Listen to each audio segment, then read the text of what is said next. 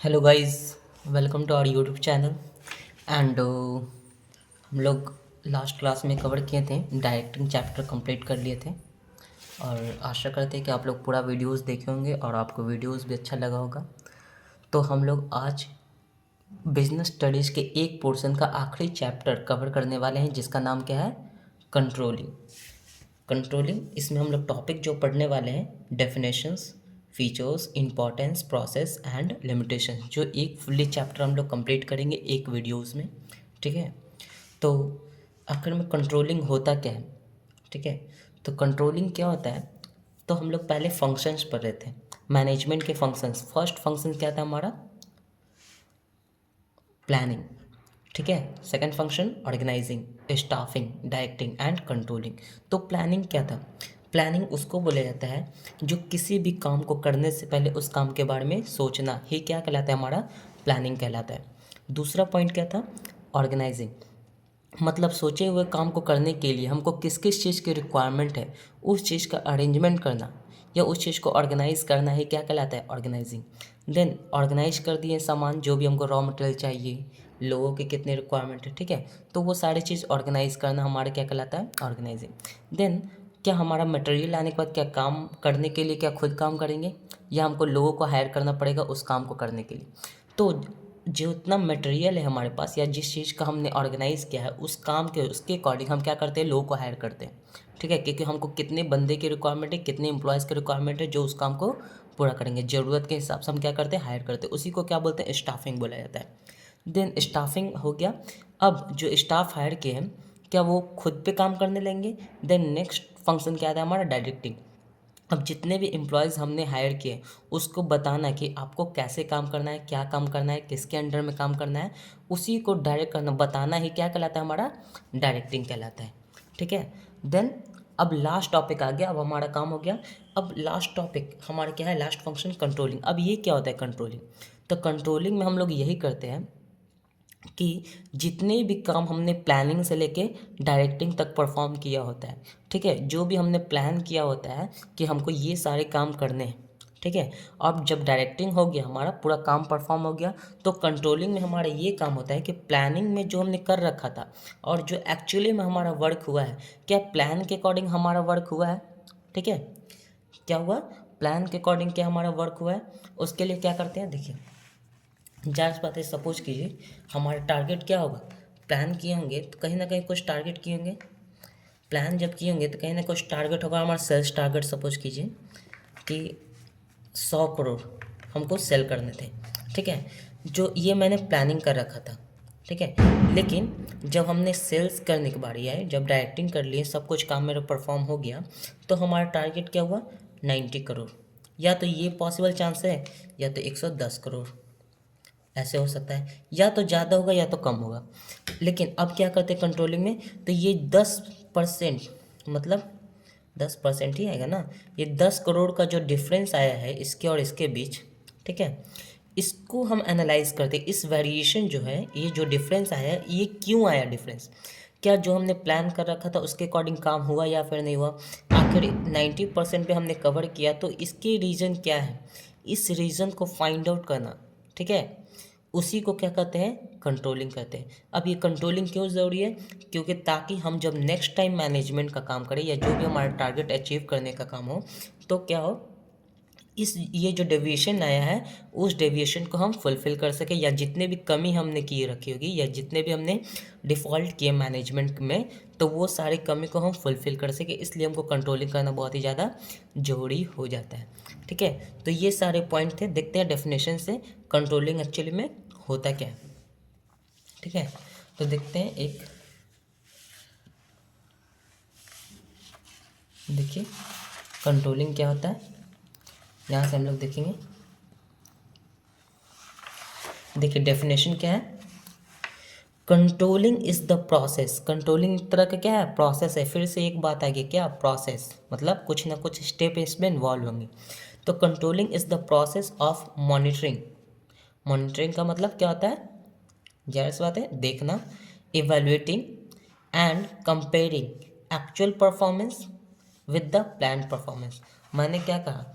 Controlling एक तरह का प्रोसेस है जिसमें देखा जाता है, परखा जाता है कि जो मैंने प्लान कर रखा था उसके अकॉर्डिंग हमारा एक्चुअल परफॉर्मेंस हुआ है कि नहीं।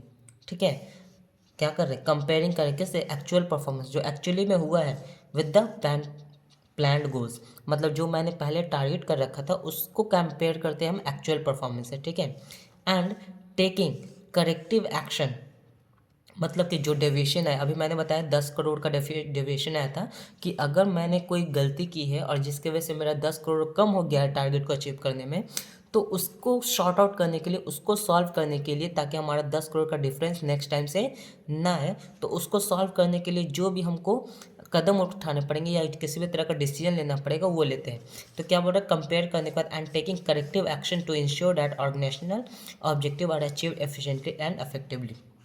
ठीक है, तो जो भी डेविएशन आया उस डेविएशन को या उस डिफरेंसेस को ठीक करने के लिए हमको किसी भी तरह का डिसीजन लेना पड़ सकता है। ठीक है, क्यों लेना पड़ सकता है, ताकि हम अपना ऑर्गेनाइजेशनल गोल्स आसानी से अचीव कर ले एफिशिएंटली और इफेक्टिवली वे में। ठीक है, तो वही बोलते हैं कंट्रोलिंग, सिंपल वर्ड में ये क्या है कि कंट्रोलिंग का मेन ऑब्जेक्टिव ये होता है कि हम क्या करते हैं, कंपेयर करते हैं। किससे कंपेयर करते हैं, तो जो मैंने प्लान कर रखा है उसको एक्चुअल परफॉर्मेंस से, कि जो मैंने प्लान कर रखा था क्या उसके अकॉर्डिंग मेरा काम हुआ है या फिर नहीं हुआ है। ठीक है, तो उसी को क्या बोला गया, कंट्रोलिंग बोला गया। देखिए दूसरा डेफिनेशन भी दिया गया है आपके लिए, ये सबसे बेस्ट है कंट्रोलिंग का डेफिनेशन 12th स्टूडेंट के लिए, जो एंड एमकॉम स्टूडेंट के लिए ऑल्सो। ठीक है, तो उसके लिए अब दूसरा भी डेफिनेशन देख लेते हैं, जो आपको अच्छा लगे वही आप पढ़ लीजिए। ठीक है, ये थोड़ा सा शॉर्ट है। क्या बोला गया, controlling is concern with taking necessary measurement. ठीक है, कंट्रोलिंग किस चीज़ से कंसर्न करता है, with taking necessary measurement to ensure achievement of organisational goals. मतलब कि वही चीज़ बोल रहा है, वो सारे काम करना है जिससे कि हमारा ऑर्गेनाइजेशनल गोल्स क्या हो, अचीव हो जाए। And to compare between actual output and plan output, मतलब जो मैंने एक्चुअल आउटपुट कर रखा है, जो मेरा एक्चुअल में हुआ है, काम परफॉर्म हुआ है, और जो मैंने प्लान कर रखा था क्या उसके अकॉर्डिंग काम हुआ है कि नहीं। अगर कोई डिफरेंसेस आता है, किसी तरह का डेविएशन आता है, तो क्या होता है, उसके अकॉर्डिंग हम लोग काम कर रहे होते हैं। ठीक है, तो ये सारी चीज़ हमने क्या कर रखा है, कंट्रोलिंग कर रखा है, इसी को बोलते हैं कंट्रोलिंग। ठीक है, कंपेयर करना, अपनी कमियों को ढूंढना, उसके बाद नेक्स्ट टाइम से उसको फिर से सॉल्व करना या फिर अच्छा डिसीजन लेना, ताकि नेक्स्ट टाइम से वो हमारा प्रॉब्लम ना आए। अब देखते हैं फीचर्स क्या होता है कंट्रोलिंग का। ठीक है, देखिए फीचर्स क्या होता है, कंट्रोलिंग क्या होता है, तो क्या बोला गया, controlling is goal oriented function. Controlling क्या है, गोल ओरिएंटेड फंक्शन है। अब हम लोग क्यों कर रहे हैं, सब काम तो हो गया। ठीक है, सब काम करने के बाद फिर भी अपना दिमाग ख़राब कर रहे हैं कि क्या रीज़न फाइंड आउट करना, काम तो हो गया। लेकिन नहीं, कंट्रोलिंग ही हमको अपने टारगेट तक अचीव करने में क्या करता है, हेल्प करता है, हमेशा हमारी एफिशिएंसी को बढ़ाता है, क्योंकि हम अपनी कमियों को क्या करते हैं, सुधार करते हैं। ठीक है, तो ये सारी चीज़ क्या होगा, हमारा कंट्रोलिंग का पार्ट होगा। सपोज़ कीजिए ना, अभी आप 12th में हैं, तो 12th में कहीं ना कहीं आपका मार्क्स, सपोज कि आप टारगेट रखेंगे 90% लाने के लिए। ठीक है, 90% लाने के लिए, लेकिन आप क्या ऐसे, अभी आपका सपोज कीजिए 80% आए, या फिर हो सकता है 92% आए, 95% आ जाए। तो 80% जब आएगा मार्क्स, तो आप अपने कमियों को ढूंढिए कि आखिर मैंने ऐसा क्या किया जिसकी वजह से मेरा 10% मार्क्स कम हो गया। तो आपका रीज़न क्या आएगा कि मैंने मोबाइल ज़्यादा चला लिया, सही टाइम पे पढ़ाई नहीं किया, रिवीजन सही से टाइम पे नहीं किया, टेस्ट मैंने नहीं दिए। तो ये सारे रीज़न आपको फाइंड आउट होंगे, जिसकी वजह से आपका 10% कहीं ना कहीं कम हो गया। तो नेक्स्ट टाइम से अगर आपको ये 10% कम नहीं करने, तो आपको ये सारी चीज़ को क्या करना पड़ेगा, कम करना पड़ेगा या अवॉइड करना पड़ेगा। ठीक है, तब आप अपने टारगेट तक अचीव पहुंच पाओगे या फिर अचीव कर पाओगे। ठीक है, तो ये क्या होता है, एक गोल ओरिएंटेड फंक्शन है। कंट्रोलिंग करने का मकसद ही हमारा क्या होता है, अपने गोल्स तक पहुँचना। ठीक है, नेक्स्ट पॉइंट देखते हैं, कंट्रोलिंग इज परवेसिव फंक्शन। अब जाहिर सी बात है, कंट्रोलिंग क्या एक तरह का परवेसिव फंक्शन है, मतलब हर जगह इन्वॉल्व है। मतलब मान लीजिए बहुत सारे डिपार्टमेंट्स होते हैं हमारे ऑर्गेनाइजेशन में, प्रोडक्शन डिपार्टमेंट, सेल्स डिपार्टमेंट, ठीक है, फिनेंस डिपार्टमेंट। तो ऐसा कौन सा डिपार्टमेंट है जहाँ पे गड़बड़ी हुई है, या फिर ऐसा कौन सा डिपार्टमेंट है जहाँ पे हम लोग ने गड़बड़ी किया, तो वो सारी जगह को ठीक करना। हमने कंट्रोलिंग का मतलब क्या हुआ कि वो सारी चीज़ को हम फिर से एनालिसिस करते हैं जहाँ पे हमने गड़बड़ किया है या गड़बड़ कर रखा है, उस चीज़ को रीज़न फाइंड आउट करते हैं, ताकि नेक्स्ट टाइम से वो चीज़ गड़बड़ ना हो। तो कंट्रोलिंग कहने की हर जगह इन्वॉल्व है।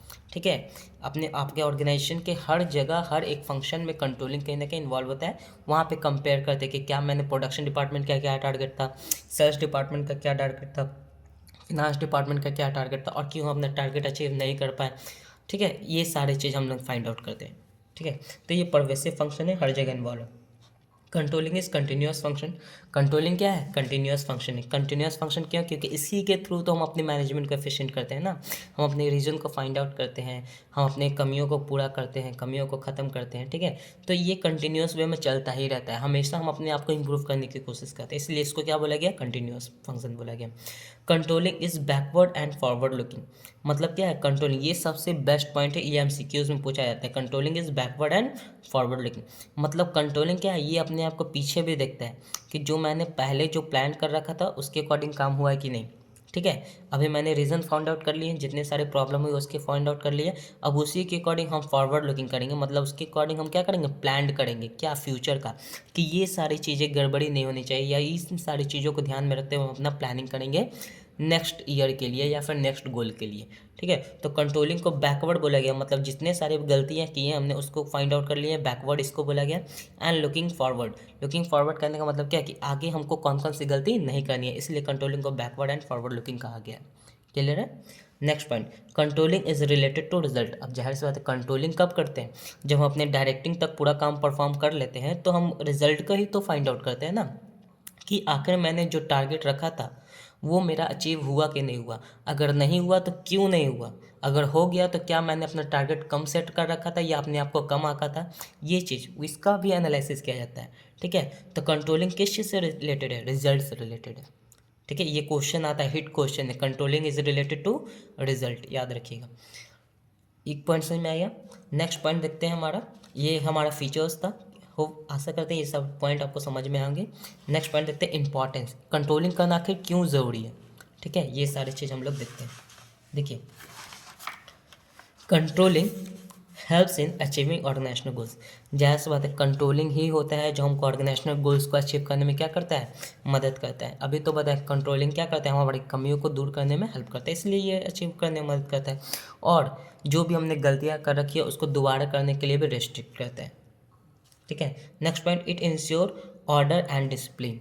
अब क्या बोला गया? ये कंट्रोलिंग ही है जो ऑर्डर, मतलब एक प्रॉपर वे देता है काम करने का, एंड डिसिप्लिन देता है। सपोज करो ना कि हर एक एम्प्लॉयज़ को हम परेशान कर दे कि तुमने अपना काम ठीक से नहीं किया तो नेक्स्ट टाइम से तुम पे नज़र रहेगी, तो वो क्या करेगा? नेक्स्ट टाइम से बहुत ही अच्छे से अपने काम को परफॉर्म करेगा। तो कहीं ना कहीं वो डिसिप्लिन होगा कि नहीं होगा? अपना काम सही से करेगा, सही टाइम पे ख़त्म करेगा, कोई भी डिसीजन सही सोच समझ कर लेगा। तो इसलिए क्या करते हैं? कंट्रोलिंग करना बहुत ही ज़्यादा ज़रूरी हो जाता है। ठीक है, तो यही कंट्रोलिंग होता है जो ऑर्डर एंड डिसिप्लिन मेंटेन करता है हमारे ऑर्गेनाइजेशन में। नेक्स्ट पॉइंट, कंट्रोलिंग जज द एक्यूरेसी ऑफ स्टैंडर्ड। मतलब कंट्रोलिंग क्या करता है? जज करता है किस चीज़ को? हमारा एक्यूरेसी ऑफ स्टैंडर्ड, मतलब कि हमारा काम करने की क्षमता को कौन बताता है? कंट्रोलिंग, क्योंकि रीज़न फाइंड आउट कौन कर रहा है? कंट्रोलिंग ही कर रहा होता है। ठीक है, क्योंकि क्या हो गया, हमने जो टारगेट सेट कर रखा था उसको हम अचीव करने के लिए हमारा एक्चुअल परफॉर्मेंस क्या हुआ, तो ये हमारा काम करने का स्टैंडर्ड बताएगा नहीं, क्या हम उस टारगेट को अचीव करने लायक हैं? तो ये चीज़ कौन बताता है? हमारा कंट्रोलिंग ही बताता है कि ठीक है, तो कंट्रोलिंग जज करता है क्या हमारा एक्यूरेसी, हमारा एक्चुअली औकात क्या है। ठीक है, कि मैंने जो प्लान, सपोज कीजिए ना आप 90% 95% टारगेट रखे हो एग्ज़ाम में लाने के लिए। ठीक है, तो आपने एक्चुअली में जो परफॉर्म किया होगा, या 80% आए, 85% आए, या एक्चुअली में 90% आ जाए, तो कहीं ना कहीं रिजल्ट में आपका क्या पता चल जाएगा? औकात पता चल जाएगा, एक्यूरेसी पता चल जाएगी, आपके स्टैंडर्ड पता चल जाएगा कि आपने कितना मेहनत कर रखा है एग्ज़ाम में, एग्ज़ाम के लिए। ठीक है, तो ये चीज़ तो कौन बताता है? ये कंट्रोलिंग ही बताता है। Next point, it makes efficient use of resources. अब अभी बताएं क्या कंट्रोलिंग क्या करता है? एफिशिएंट यूज़ ऑफ रिसोर्स, मतलब अभी तो बताएं जितने सारे वेस्टेज होंगे, या जितने सारे भी हमने गलत डिसीजन लिए होंगे, या जितने सारे भी हमने गलत डिसीजन की वजह से हमारा जितने सारे भी नुकसान होगा, तो उस चीज़ को कम करता है कौन? नेक्स्ट टाइम कंट्रोलिंग करेगा। तो कहीं ना कहीं हमारे पास जो भी रिसोर्सेस है उसका नेक्स्ट टाइम से सही तरीके से इस्तेमाल करेंगे, एफिशिएंट वे में इस्तेमाल करेंगे, तो वो कौन करवाएगा? कंट्रोलिंग। अगर हम कंट्रोलिंग नहीं करते तो हर बार लापरवाही की तरह एक टारगेट रखते हैं, जितना टारगेट अचीव होता है उसी में हम खुश हो जाते हैं, तो ऐसा नहीं है। तो कंट्रोलिंग क्या करता है? आपको एफिशिएंट यूज़ ऑफ रिसोर्सेज, मतलब जो भी आपके पास रिसोर्सेज अवेलेबल है उस चीज़ का सही तरीके से इस्तेमाल करने के लिए क्या करता है? हेल्पफुल होता है या फिर मदद करता है। ठीक है, नेक्स्ट पॉइंट क्या है? It provide unity of direction. अब कंट्रोलिंग ही होता है जो हमको यूनिटी ऑफ डायरेक्शन प्रोवाइड करता है। यूनिटी ऑफ डायरेक्शन कहने का मतलब क्या? कि सब कोई को मिलकर काम करने के लिए क्या करता है, उत्साहित करता है। कैसे? क्योंकि हमने कंट्रोलिंग किया तो हम लोग को कहीं ना कहीं दिमाग में होता है कि हम लोग ने अपना टारगेट अचीव नहीं किया, तो सब लोग को मोटिवेट करता है कंट्रोलिंग कि इस बार हमने जो गलती की नेक्स्ट टाइम से नहीं करना है और नेक्स्ट टाइम से हमको अपना टारगेट क्या करना है, अचीव करना है। ठीक है, तो कहीं ना कहीं सबका गोल्स एक क्या होता है, एक ही होता है, अपने ऑर्गेनाइजेशनल गोल्स को अचीव करना। तो कहीं ना कहीं सबको एक जगह काम करना पड़ेगा, एक जैसे मिलकर काम करेगा, सबको अपना बेस्ट देना पड़ेगा, तभी ऑर्गेनाइजेशन अपना गोल्स अचीव कर लेगी। तो ये कंट्रोलिंग ही होता है जो यूनिटी ऑफ डायरेक्शन, मतलब जितने सारे भी एम्प्लॉयज़ हैं या जितने सारे भी ऑर्गेनाइजेशन में डिपार्टमेंट है, उन सबको एकजुट करके अपने ऑर्गेनाइजेशनल गोल को अचीव करने में क्या करता है, मदद करता है। कौन? कंट्रोलिंग। ठीक है, देन नेक्स्ट पॉइंट देखते हैं, helps in improving performance. Controlling क्या करता है, इम्प्रूव करता है परफॉर्मेंस को। जाहिर सी बात है, हाँ, अपने सारी कमियों को धीरे धीरे दूर करेंगे तो कहीं ना कहीं हमारा स्टैंडर्ड क्या होगा, इंक्रीज करेगा, हमारा परफॉर्मेंस इंक्रीज करेगा, हमारा आउटपुट इंक्रीज करेगा। ठीक है, हमारा टारगेट आसानी से अचीव होगा। तो सब कोई का इम्प्रूवमेंट होता है किसके थ्रू, कंट्रोलिंग के ही थ्रू, क्योंकि हम लोग ने जो प्रॉब्लम हुआ है या फिर जो भी दिक्कत आई है अपने टारगेट को अचीव करने में, उस चीज़ को नेक्स्ट टाइम से ना करने की कोशिश करते हैं। ठीक है, तो ये चीज़ हमारा परफॉर्मेंस क्या हो जाता है, इम्प्रूव हो जाता है। नेक्स्ट पॉइंट हम लोग क्या देखते हैं, प्रोसेस। प्रोसेस क्या है, कंट्रोलिंग का प्रोसेस होता है, बहुत ही इंपॉर्टेंट टॉपिक है। देखिए, पहला प्रोसेस क्या है कंट्रोलिंग का, सेटिंग परफॉर्मेंस स्टैंडर्ड। मतलब समझ रहे हो, सेटिंग परफॉर्मेंस स्टैंडर्ड मतलब सबसे पहले हम अपना प्लान जो करते हैं उसको बोलते हैं कि एक टारगेट सेट करना। क्या करना, टारगेट सेट करना कि एक्चुअली में इस साल का हमारा जो गोल है, जो स्टैंडर्ड है जिसको हमको अचीव करना है, वो टारगेट हमारा क्या रहने वाला है। ठीक है, तो हमारा टारगेट जो भी ऑर्गेनाइजेशन का होता है वो सेट कर लेते हैं, पहला चीज़। दूसरा, मेजरमेंट ऑफ एक्चुअल परफॉर्मेंस। जब टारगेट सेट कर लिए तो इसी को अचीव करने के लिए तो हम काम कर रहे होंगे ना। तो जब हमारा काम ख़त्म होता है, मतलब कि जब काम हम साल भर का काम कर लेते हैं, तो अपने एक्चुअल परफॉर्मेंस जो हमने काम कर रखा होता है साल भर में, उसको हम देखते हैं कि मैंने कितना काम कर रखा है। ठीक है, जो टारगेट सेट है उसके अकॉर्डिंग, और मैंने कितना अपना कवर कर रखा है या कितना मैंने काम किया है। सपोज कीजिए मेरा टारगेट क्या था, अभी बताए थे आपके एग्जामिनेशन से रिलेटेड है, तो मैंने 90% टारगेट सेट कर रखा था। अब 90% टारगेट सेट कर रखा था, अब मैंने देखेंगे कि क्या मेरा बीएसटी का पूरा सब्जेक्ट का टॉपिक कवर हो गया है, क्या मेरे अकाउंट्स का सारे एमसीक्यूज़ बन रहे हैं, क्या मेरा प्रैक्टिकल पेपर बना हुआ है, क्या मेरा इकोनॉमिक्स का सारे क्वेश्चन हो गए। ठीक है, क्या मैंने हिंदी का, मतलब सारे पेपर का मेरा एक्चुअल परफॉर्मेंस आपका क्या होना चाहिए, 90% तक आना चाहिए। नहीं आ रहा है तो कहीं ना कहीं आपका इससे कम होगा या इससे ज़्यादा होगा। तो कहीं ना कहीं जो टारगेट सेट कर रखा है उसके अकॉर्डिंग हम क्या करते हैं, अपने असली औकात को देखते हैं। ठेठ भाषा में इसी को बोलेंगे। तो मेजरमेंट ऑफ एक्चुअल परफॉर्मेंस, इससे इसको क्या करेंगे, मेजरमेंट कर लिए अपनी अपनी एक्चुअल परफॉर्मेंस। अब क्या करते हैं, इन दोनों में कंपेयर करते हैं। Next point, comparing of actual performance, मतलब कि इस अपने एक्चुअल परफॉर्मेंस को इससे कंपेयर कर रहे हैं तो क्या होगा, इससे या तो ज़्यादा होगा, कौन, स्टैंडर्ड जो मैंने टारगेट सेट कर रखा था, या तो इससे ज़्यादा होगा ये, या तो इससे कम होगा। अगर कम होगा, इसे कंपेयरिंग कर लिए, comparing of actual performance with standards, इसको इससे कंपेयर कर लिए। अब जो भी डिफरेंसेस आया होगा, या तो ज़्यादा होगा या कम आया होगा। जैसे कि लास्ट टॉपिक में अभी मैंने बताया 10 करोड़ का डिफरेंसेस था, तो एनालाइजिंग डेविएशन यही होता है, इसी को डिफरेंस बोलते हैं। जो भी चेंजेस आए, जो भी टारगेट हमारा नहीं हो पाया या 10% का जो भी डिफरेंसेस आया, उसके रीज़न फाइंड आउट करते हैं, एनालाइजिंग डेविएशन, कितने डिफरेंसेस आए और क्यों आए। ठीक है, उसका क्या क्या रीज़न था जिसके वजह से हमारा 10% का डिफरेंस आया। अभी मैंने बताया ना, एग्जांपल दिया कि 90% टारगेट था, आपका 80% आया। उसके बाद आपने रीज़न फाइंड आउट किया कि क्यों आया कम, तो बोलोगे कि मैंने प्रॉपर रिवीजन नहीं किया था, टेस्ट नहीं दिया था, मेरे क्वेश्चन आंसर कुछ छूट गए थे। ठीक है, तो ये सारे रीज़न आपको मिलने वाले। सोशल मीडिया ज़्यादा चला लिए थे, ठीक है, मोबाइल में ज़्यादा लगे रहते थे, काश थोड़ा सा पढ़ लेते, तो वो दिन नहीं आना चाहिए। इसीलिए जितना मेहनत करना है अभी कर दो। एग्ज़ाम में नहीं सोचना है कि हम थोड़ा सा काश थोड़ा और पढ़ लेते। ठीक है, तो ये बात ध्यान में रखना है। एनालाइजिंग डेविएशन का मतलब क्या होता है कि जो भी डिफरेंसेस है उस चीज़ को रीज़न फाइंड आउट करना।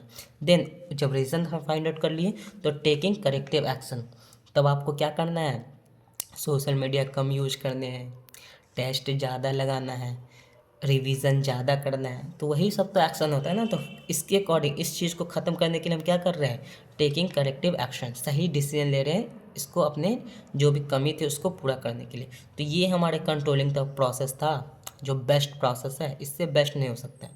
ठीक है। तो टेकिंग करेक्टिव एक्शन, क्लियर है। ये 5 प्रोसेस होते हैं जो हमको कंट्रोलिंग करना होता है। अब कुछ लिमिटेशंस हैं, ठीक है। लिमिटेशंस ऑफ कंट्रोलिंग 3-4 हैं, ज़्यादा नहीं है, वो आपको पढ़ लेना, जब एग्ज़ाम में आए तो आपको बताना है, ठीक है। देखते हैं, देखिए लिमिटेशंस ऑफ कंट्रोलिंग। तो सबसे पहले क्या था, difficulty in setting quantitative standards. इसका मतलब समझ में आ रहा है। सबसे डिफ़िकल्ट क्या होता है, अपना टारगेट सेट करना।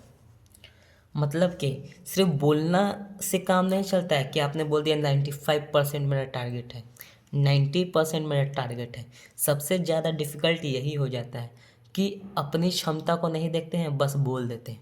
सिर्फ बोलना नहीं होता है, क्योंकि हमको काम परफॉर्म करना है, उसके अकॉर्डिंग पढ़ाई करनी है, तभी हम उसके अकॉर्डिंग टारगेट सेट करते हैं, ठीक है। तो सबसे परफेक्ट जो एक्यूरेट टारगेट सेट, ना ही ज़्यादा होना चाहिए, ना ही औकात के बाहर होना चाहिए, ना ही अपने आप को कम आंकना है कि हम इतना कर ही नहीं सकते।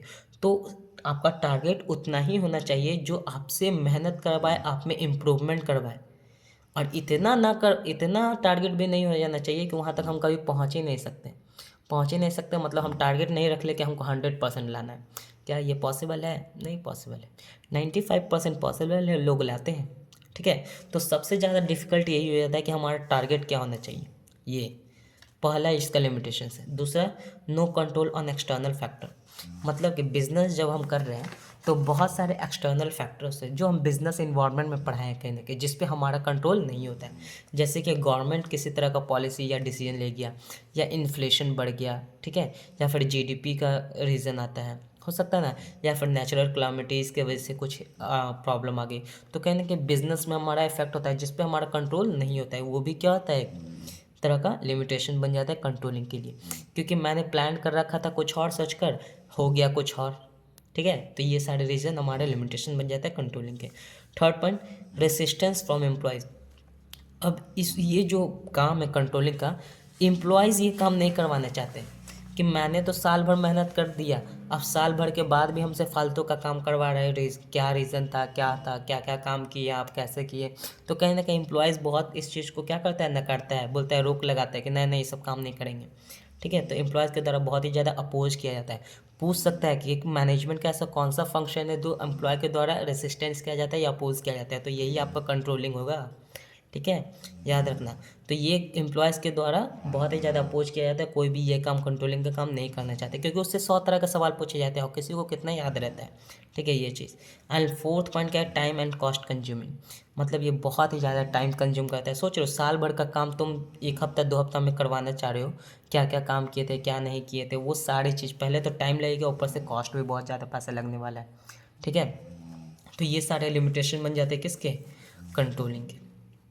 तो आज हमारे चैप्टर यहीं पे ख़त्म होता है। बिजनेस स्टडीज़ का एक पोर्शन हमने पूरी अच्छे तरीके से कंप्लीट कर लिया है। आई होप ये वीडियोस बहुत ही ज़्यादा इंपॉर्टेंट है। जो लोग फर्स्ट टाइम यहाँ पे वीडियोस देख रहे हैं, पूरा वीडियोस आप स्टार्टिंग से देखिए। 50 दिन 40 दिन है अभी आपके पास एग्ज़ाम से, अच्छी तरह से प्रिपरेशन हो जाएगा। और ये गारंटी देते हैं कि जब मेरे पॉइंट, सारे पॉइंट आपको याद हो जाएंगे, तो आपसे एमसीक्यूज़ अपने आप बनेगा, ठीक है, अपने आप एमसीक्यूज़ बनेंगे।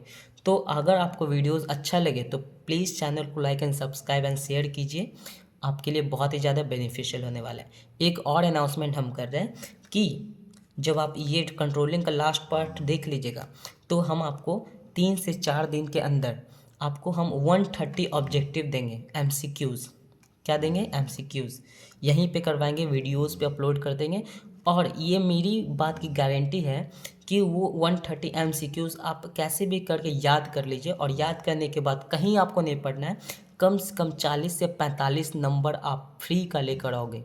मतलब 40 से 45 नंबर आप आसानी से लेकर आओगे उस एमसीक्यूज़ को सिर्फ याद कर कर, इसका गारंटी रख लेना।